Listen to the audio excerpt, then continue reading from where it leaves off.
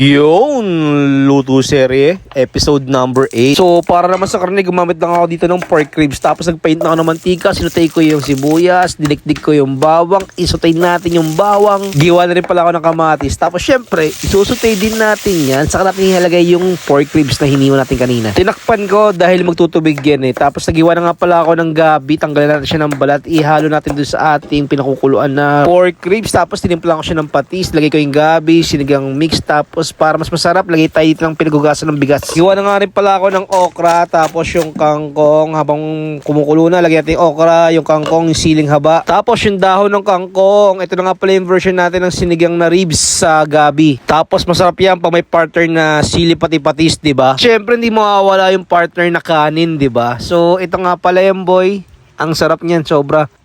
Hindi ko na mapigilan, dire-diretso na ako sa pagkain. Tapos maraming sili ang kinain ko dito, tropa. Tapos ayun, hirap!